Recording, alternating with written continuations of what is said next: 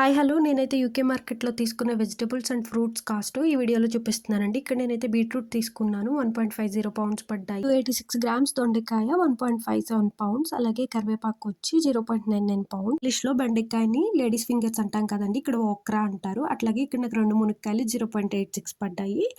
అలాగే నేను బాబు కోసం అవకాడో, అలాగే పైనాపిల్, చెర్రీస్ తీసుకున్నానండి.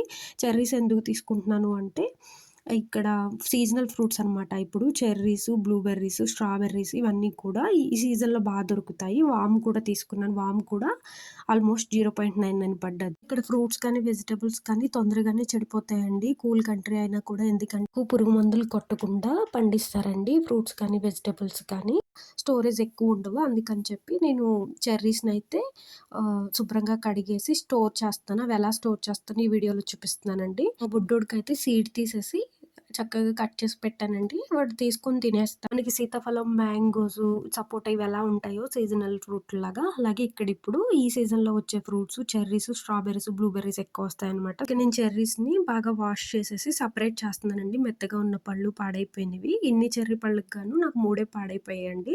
సో, గ్రేట్ అనిపించింది. సంత మార్కెట్ లాంటి ప్లేస్‌లో కొన్నాను. పర్వాలేదు. నాకు వర్త్ అనిపించింది ఆ డబ్బులకి.